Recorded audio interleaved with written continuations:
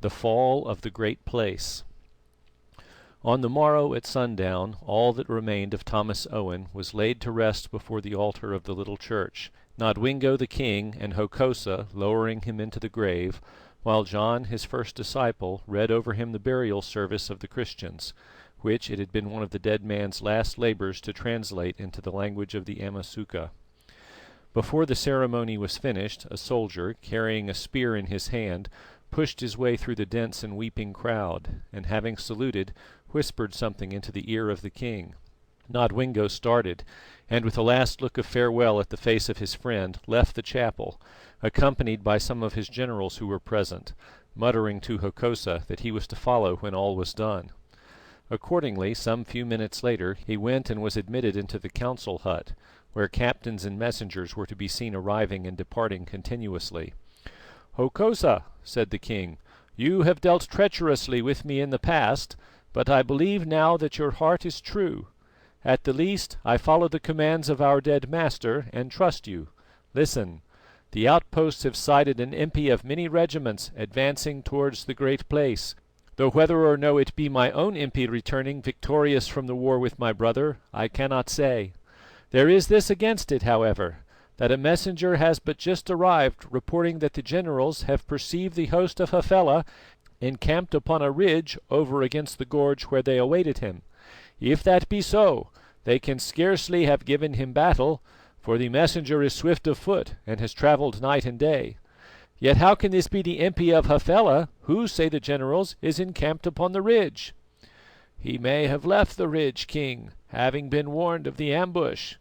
"It cannot be, for when the runner started his fires burned there, and his soldiers were gathered round them."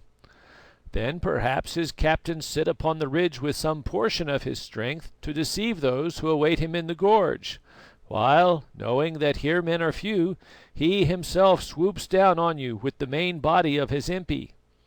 "At least we shall learn presently," answered the king. "But if it be as I fear, and we are outwitted, what is there that we can do against so many?" Now one of the captains proposed that they should stay where they were and hold the place. "It is too large," answered the king. "They will burst the fences and break our line." Another suggested that they should fly, and, avoiding the regiments of Hafela in the darkness of the night, should travel swiftly in search of the main army that had been sent to lie in ambush. "What?" said Nodwengo. "Leaving the aged and the women and children to perish? For how can we take such a multitude?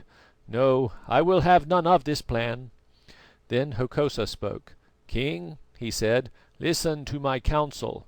Command now that all the women and the old men, taking with them such cattle and food as are in the town, depart at once into the Valley of Death, and collect in the open space that lies beyond the Tree of Doom, near the spring of water that is there.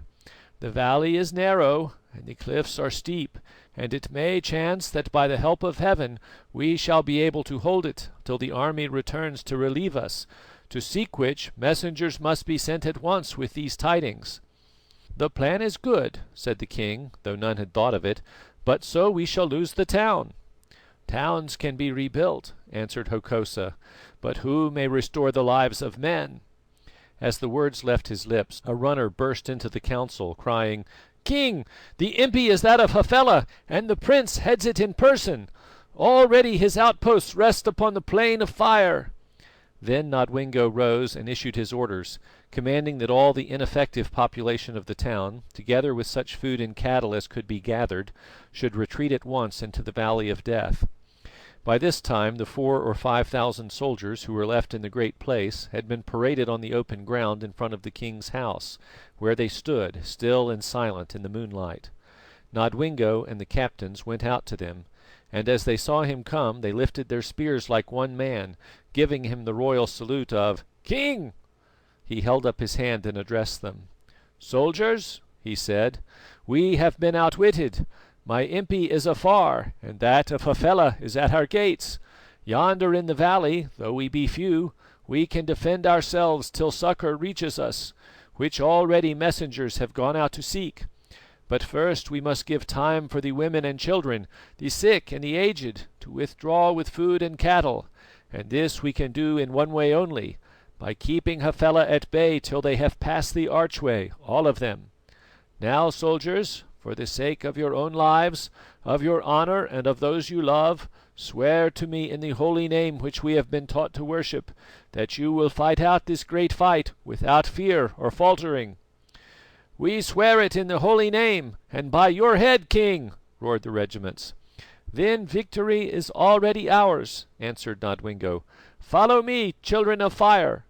And shaking his great spear, he led the way towards that portion of the outer fence upon which Hafela was advancing. By now the town behind them was a scene of almost indescribable tumult and confusion, for the companies detailed to the task were clearing the numberless huts of their occupants, and collecting women, children, and oxen in thousands, preparatory to driving them into the defile. Panic had seized many of these poor creatures, who, in imagination, already saw themselves impaled upon the cruel spears of Hafela's troops, and indeed, in not a few instances, believed those who were urging them forward to be the enemy. Women shrieked and wrung their hands, children wailed piteously, oxen lowed, and the infirm and aged vented their grief in groans and cries to heaven or their ancient god for mercy.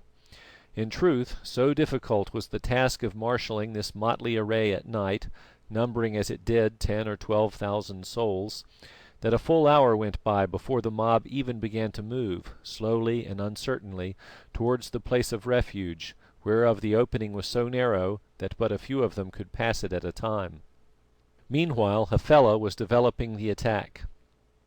Forming his great army into the shape of a wedge, he raised his battle cry and rushed down on the first line of fortifications, which he stormed without difficulty, for they were defended by a few skirmishers only. Next he attacked the second line, and carried it after heavy fighting, then hurled himself upon the weakest point of the main fence of the vast kraal. Here it was that the fray began in earnest, for here Nodwengo was waiting for him. Thrice the thousands rolled on in the face of a storm of spears, and thrice they fell back from the wide fence of thorns and the wall of stone behind it. By now the battle had raged for about an hour and a half, and it was reported to the king that the first of the women and children had passed the archway into the valley, and that nearly all of them were clear of the eastern gate of the town. "Then it is time that we follow them," said the king, "for if we wait here until the warriors of Hafela are among us, our retreat will become a rout, and soon there will be none left to follow. Let one company," and he named it, "hold the fence for a while, to give us time to withdraw, taking the wounded with us."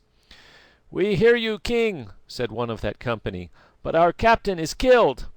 "Who among you will take over the command of these men and hold the breach?" asked Nodwengo of the group of officers about him. "I, King," answered old Hokosa, lifting his spear, "for I care not whether I live or die." "Go to, boaster!" cried another. "Who among us cares whether he lives or dies when the king commands?" "That we shall know to-morrow," said Hokosa quietly, and the soldiers laughed at the retort. "So be it," said the king, and while silently and swiftly he led off the regiments, keeping in the shadow of the huts, Hokosa and his 100 men posted themselves behind the weakened fence and wall. Now for the fourth time the attacking regiment came forward grimly, on this occasion led by the prince himself. As they drew near, Hokosa leapt upon the wall, and standing there in the bright moonlight where all could see him, he called to them to halt. Instinctively they obeyed him. "Is it Hafela whom I see yonder?" he asked. "Ah, it is I," answered the prince. "What would you with me, wizard and traitor?" "This only, Hafela. I would ask you what you seek here." "That which you promised me, Hokosa, the crown of my father and certain other things." "Then get you back, Hafela, for you shall never win them. Have I prophesied falsely to you at any time? Not so. Neither do I prophesy falsely now. Get you back whence you came, and your wolves with you, else shall you bide here forever." "Do you dare to call down evil on me, wizard?" shouted the prince furiously. "Your wife is mine, and now I take your life also." And with all his strength he hurled at him the great spear he held. It hissed past Hokosa's head, touching his ear, but he never flinched from the steel. "A poor cast, Prince," he said, laughing, "but so it must have been, for I am guarded by that which you cannot see. My wife you have, and she shall be your ruin. My life you may take, but ere it leaves me, Hafela, I shall see you dead and your army scattered. The messenger is passed away, but his power has fallen upon me, and I speak the truth to you, O Prince and warriors, who are already dead." Now a shriek of dismay and fury rose from the hundreds who heard this prophecy of ill, for of Hokosa and his magic they were terribly afraid. "Kill him! Kill the wizard!" they shouted, and a rain of spears rushed towards him on the wall. They rushed towards him, they passed above, below, around, but of them all not one touched him. "Did I not tell you that I was guarded by that which you cannot see?" Hokosa asked contemptuously. Then slowly he descended from the wall amidst a great silence. "When men are scarce, the tongue must play a part," he explained to his companions, who stared at him wondering. "By now the king and those with him should have reached the eastern gate, whereas had we fought at once, a fellow would be hard upon his heels, for we are few, and who can hold a buffalo with a rope of grass? Yet I think that I spoke the truth when I told him that the garment of the messenger has fallen upon my shoulders, and that death awaits him and his companions, as it awaits me also and many of us. Now, friends, be ready, for the bull charges, and soon we must feel his horns. This at least is left to you, to die gloriously." While he was still speaking, the first files of the regiment rushed upon the fence, tearing aside the thorns with their hands till a passage was made through them. Then they sprang upon the wall, there to be met by the spears of Hokosa and his men thrusting upward from beneath its shelter. Time after time they sprang, and time after time they fell back dead or wounded, till at last, dashing forward in one dense column, they poured over the stones as the rising tide pours over the rocks on the seashore, driving the defenders before them by the sheer weight of numbers. "This game is played," cried Hokosa. "Fly now to the eastern gate, for here we can do nothing more." So they fled, those who survived of them, and after them came the thousands of the foe, sacking and firing the deserted town as they advanced. Hokosa and his men, or rather the half of them, reached the gate and passed it in safety, barring it after them, and thereby delaying the attackers till they could burst their way through.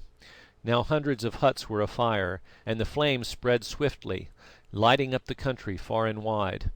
In the glare of them, Hokosa could see that already a full 2/3 of the crowd of fugitives had passed the narrow arch, while Nodwengo and the soldiers were drawn up in companies upon the steep and rocky slope that led to it, protecting their retreat. He advanced to the king and reported himself. "So you have lived through it," said Nodwengo. "I shall die when my hour comes, and not before," Hokosa answered. "We did well yonder, and yet the most of us are alive to tell the tale, for I knew when and how to go. Be ready, King, for the foe press us close, and that mob behind us crawls onward like a snail." As he spoke, the pursuers broke through the fence and gate of the burning town, and once more the fight began. They had the advantage of numbers, but Nodwengo and his troops stood in a wide road upon higher ground, protected on either side by walls, and were moreover rested, not breathless and weary with travel like the men of Hafela. Slowly, fighting every inch of the way, Nodwengo was pushed back, and slowly the long ant-like line of women and sick and cattle crept through the opening in the rock, till at length all of them were gone. "It is time," said Nodwengo, glancing behind him, "for our arms grow weary." Then he gave orders, and company by company the defending force followed on the path of the fugitives, till at length, amidst a roar of rage and disappointment, the last of them vanished through the arch, Hokosa among them, and the place was blocked with stones, above which shone a hedge of spears. End of chapter 19.